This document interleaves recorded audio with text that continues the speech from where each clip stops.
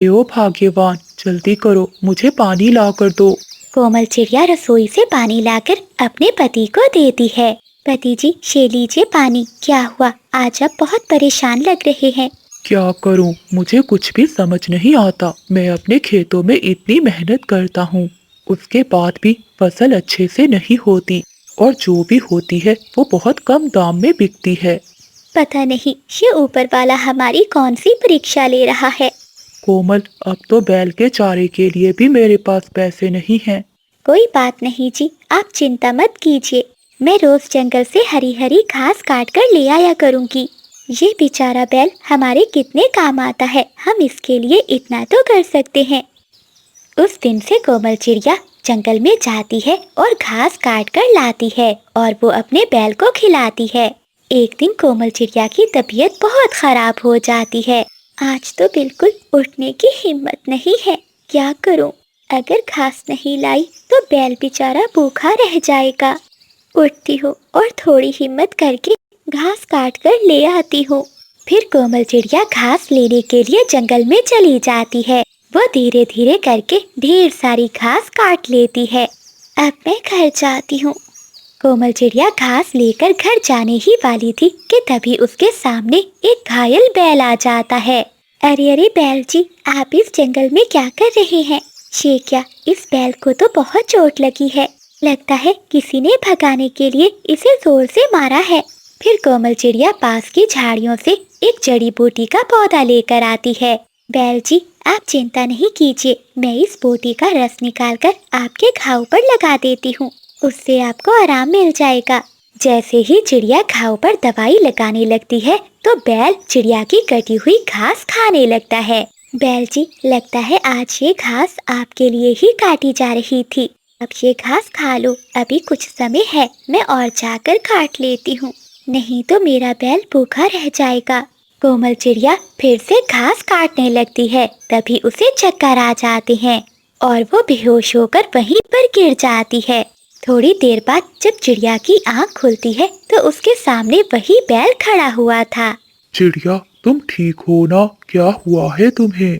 अरे ये क्या, बैल जी आप बोल सकते हैं।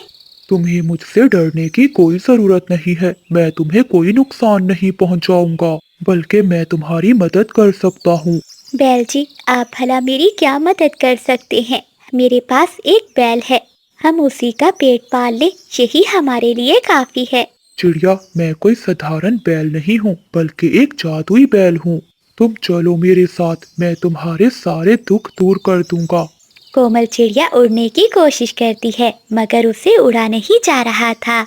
फिर बैल अपनी शक्ति से चिड़िया को अपने ऊपर बिठाकर उसके घर ले आता है। कोमल, तुम ये किसके बैल पर बैठ कर आई हो? पति जी, ये एक जादुई बैल है और हमारी मदद के लिए हमारे घर आया है।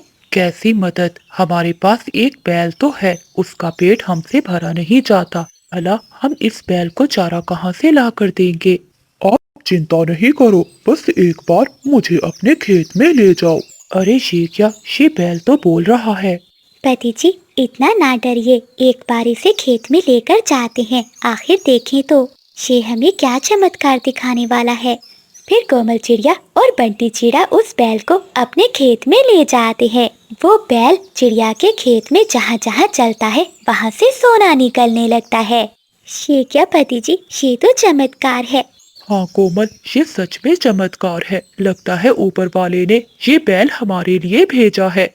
हाँ पति जी, चलिए अब बैल को लेकर घर चलते हैं, वरना कोई पक्षी देख लेगा तो हमसे सवाल करने लगेगा। फिर चिड़िया और चिड़ा वो सारा सोना और बैल को लेकर घर आ जाते हैं। पति जी, मैंने अपनी जिंदगी में कभी इतना सोना नहीं देखा। हाँ कोमल, हमारी गरीबी के दिन दूर हो गए। सुबह होते ही मैं इन्हें बेचकर पैसे ले आऊंगा। अगले दिन बंटी चिड़ा ऐसा ही करता है। वो कभी सुनार को सोना बेचकर अपनी जरूरत का सामान ले आता है। एक दिन कोमल चिड़िया अपने पति से कहती है, पति जी, मैं सोच रही थी क्यों ना हम अपने लिए एक बड़ा घर बनवा लें, आगे जाकर वो हमारे बच्चों के काम आएगा। हाँ हाँ पत्नी, आज रात मैं उस बैल को फिर से खेतों में लेकर जाऊंगा। रात होते ही बंटी चिड़ा और कोमल चिड़िया उस बैल को लेकर खेत में जाते हैं। जैसे ही बैल खेतों में चलने लगता है तो उसके कदमों के नीचे से सोना निकलने लगता है। वो पति पत्नी सारा सोना समेटकर घर आ जाते हैं। ये लीजिए कफे सेठ, ये सारा सोना लेकर मुझे पैसे दे दीजिए। हाँ हाँ, पैसे तो मैं दे दूंगा, लेकिन तुम इतना सारा सोना कहाँ से लाते हो? अरे, अगर आपको सोना खरीदना है तो आप खरीदो, नहीं तो मैं किसी और को बेच दूंगा। हो। अरे चिड़े, तुम तो नाराज हो गए, जैसे मैंने तुम्हें कोई राज की बात पूछ ली हो। अच्छा, ये लो तुम्हारे सोने के पैसे। फिर बंटी चिड़ा पैसे लाकर अपने लिए एक बड़ा घर बनवा लेता है। अब जब कभी भी बंटी चिड़े को किसी चीज की जरूरत होती तो वो सोना सुनार कपे को बेचकर खरीद लेता। ये इतना सोना लाता कहाँ से है? मुझे इस बात का पता लगाना ही होगा। फिर सुनार कपा अपनी पत्नी के पास जाता है और उसे पूरी बात बताता है। पति जी, देर का है कि आज रात को ही इनका पीछा करते हैं, देखते हैं आखिर इनके पास इतना सोना आता कहाँ से है। रात होते ही वो कपे चिड़िया और चिड़े पर नजर रखते हैं। जब चिड़िया और चिड़ा खेतों में बैल को लेकर जाते हैं तो कपे वो सब देख लेते हैं। अच्छा पति जी, यहाँ से आता है सोना, अगर हमें ये बैल मिल जाए तो हमारी भी बल्ले बल्ले हो जाएगी। आधी रात के बाद जब सब पक्षी सो जाते हैं तो वो कपे उस बैल को चुरा कर ले जाते हैं।